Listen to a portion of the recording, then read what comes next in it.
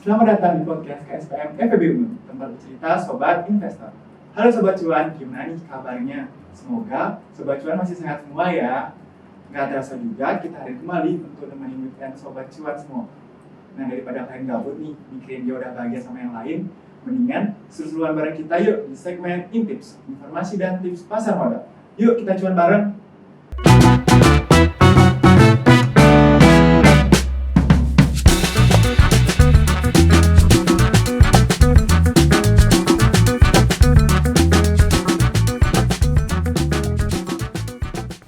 Jadi, kita akan bahas topik yang lagi dipertanyakan oleh kalangan umum loh.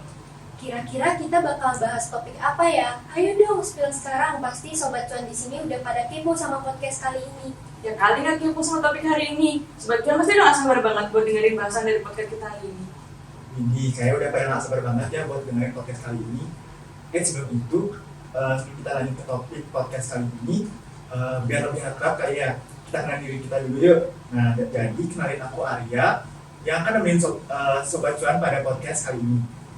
Kenalin, aku El, saudaranya Al sama Dong. Enggak, dia yang bercanda. Nama aku Ilen, biasa dipanggil El. Kenalin aku Vira yang siap menemani malam minggu kalian. Biar nggak cuma ngeliat dia sama yang lain aja nih, tapi juga menambah informasi-informasi penting dan tentunya berguna untuk Sobat Cuan sekalian. Betul banget tuh Vira. Oke deh, untuk menghabiskan waktu, yuk kita langsung mulai ke pembahasan kali ini. Tapi sebelum itu, aku mau nanya nih sama kalian.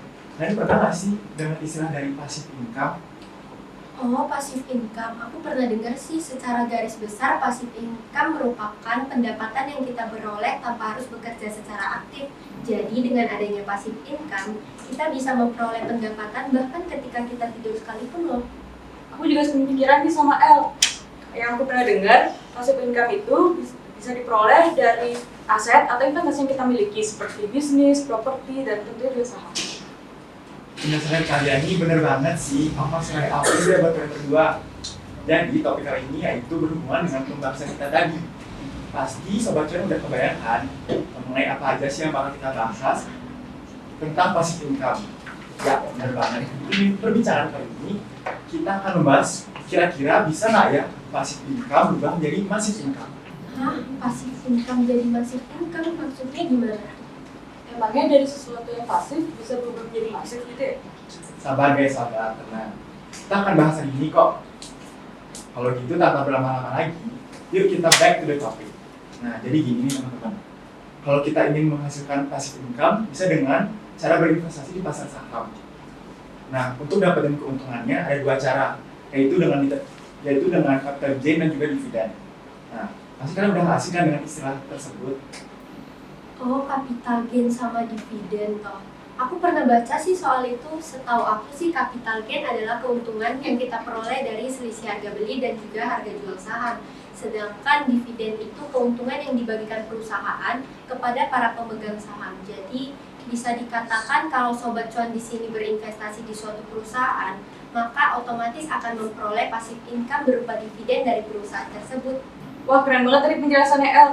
Nah, sebelum kita melakukan investasi saham untuk mendapatkan passive income, kita perlu mengetahui atau menelusuri perusahaan yang akan kita investasikan nantinya. Contohnya, perusahaan tersebut harus berfundamental yang baik. Dengan artian, track record perusahaan ini harus baik sehingga menghasilkan dividen yang stabil dan juga meningkat dari waktu ke waktu. Waduh, ternyata teman-temanku ini punya wawasan yang luas banget ya. Aku salut banget sih sama kalian berdua. Aku kayak juga mau nambahin dikit nih terkait hal-hal yang harus diperhatiin sebelum berinvestasi, yaitu dengan memilih perusahaan yang penting membayar dividen. Nah, dari sini kita akan bisa melihat seberapa konsistensi suatu perusahaan dalam menjalankan kinerja keuangannya. Nah, selain itu, kita juga perlu mencari saham dengan yield tinggi. Nah, apa sih itu yield tinggi? Jadi, yield adalah rasio antara dividen yang dibayarkan oleh perusahaan dan harga saham. Nah, dengan ini diharapkan Sobat Cuan bisa mencari saham dengan yield tinggi agar bisa memperoleh passive income yang besar. Arya juga keren banget tuh penjelasannya. Oh ya, aku mau nambahin dikit nih. Jadi untuk menganalisis sebuah saham, kita jangan berpatok kepada dividen yield yang tinggi aja. Kita juga harus diversifikasi portofolio dengan berbagai saham yang berbeda. Nah, tujuannya apa? Supaya kita bisa mengurangi resiko dan juga bisa memperoleh passive income dari berbagai sumber yang berbeda. Sama satu lagi, jangan lupa untuk mengecek keseluruhan kondisi pasar modal karena itu amat sangat berefek loh kepada kinerja perusahaan dan juga potensi passive income yang akan kita peroleh. Oh iya guys, dalam berinvestasi dalam pasar modal, terutama di bidang saham, kalian jangan sampai lupa untuk satu hal penting loh yang namanya sabar dan juga konsisten. Yang namanya juga passive income, diperlukan waktu dan juga kesabaran. Ingat ya Sobat Cuan, orang sabar disayang Tuhan kok. Bener banget sih kata Vira. Sobat Cuan sekalian juga harus memiliki strategi jangka panjang dan konsisten dalam membeli saham, serta mempertahankan portofolio saham selama periode yang lama, supaya bisa memaksimalkan passive income dari investasi saham ini. Aku mau nambahin lagi nih, jadi untuk mengubah passive income menjadi massive income benar-benar membutuhkan kesabaran dan juga strategi jangka panjang. Nah, aku mau ngasih contoh nih, kalian pada tahu nggak saham BBCA? Saham BBCA kan merupakan salah satu saham perbankan terbesar di Indonesia kan, dan juga terbukti telah konsisten memberikan keuntungan secara jangka panjang.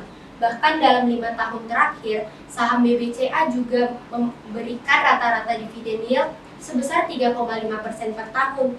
Jadi, kalau kalian naruh uang 100 juta di saham BBCA, maka sudah dipastikan kalian juga akan memperoleh passive income senilai Rp3.500.000 per tahun. Jadi itu potensinya cukup besar bukan dibandingkan kita hanya naruh uang kita di tabungan. Contoh yang disebutin itu udah sangat emotif banget ya Sobat Cuan. Nah, setelah melewati perbincangan tadi, ada beberapa hal nih yang bisa kita simpulin, yaitu meskipun passive income dari investasi saham adalah hal yang sangat mungkin dilakukan, investor tidak bisa mengandalkan passive income dari saham sebagai satu-satunya sumber penghasilan. Investor harus mempertimbangkan untuk memiliki sumber penghasilan lainnya, karena pasar saham dapat berfluktuasi dengan sangat cepat, sehingga passive income dari investasi saham tidak selalu stabil dan terjamin. Namun, dengan memilih perusahaan yang solid, membeli saham dengan yield yang tinggi, verifikasi portofolio, memahami risiko investasi saham, dan memiliki strategi investasi jangka panjang, investor dapat memperoleh passive income dari investasi yang stabil dan berkelanjutan, sehingga passive income tersebut menjadi massive income atau penghasilan yang besar. Nah, nampaknya sesi pembahasan kali ini sudah berada di penghujung acara nih Sobat Cuan. Nah, semoga dengan menonton perbincangan kami dapat membawa pemikiran kalian menuju ke arah yang lebih luas, serta menambah wawasan hingga bermanfaat di kehidupan sehari-hari Sobat Cuan sekalian ya. Walau kali ini sudah berakhir, tenang aja. Kalau Sobat Cuan ada question that you want to ask, it's free to tanya-tanya kita di KSPM FEB Unut ya. Don't forget buat stay tune terus di IG KSPM FEB Unut karena kita akan menampilkan podcast-podcast baru dengan episode-episode yang tentunya menghibur dan akan memberikan wawasan kepada Sobat Cuan sekalian. Jadi kalian juga jangan segan-segan kalau mau request topik buat episode-episode selanjutnya dengan DM IG kami dan juga chat official line yang ada di IG bio KSPM FEB Unut. Jangan takut karena Mincuan pasti bales kok. Ya bener banget. Nah, dari tadi kan kita udah bahas tentang investasi saham. Tentunya sebelum kita beli saham, kita harus punya yang namanya rekening efek. Kalian udah tahu belum kalian mau buka di mana? Kalian bisa datang di Galeri Investasi KSPM FEB Unut di Kampus Sudirman setiap hari Jumat. Atau kalau kalian ada pertanyaan, kalian bisa tanya dulu ke admin IG KSPM FEB Unut. Kami tunggu para investor baru.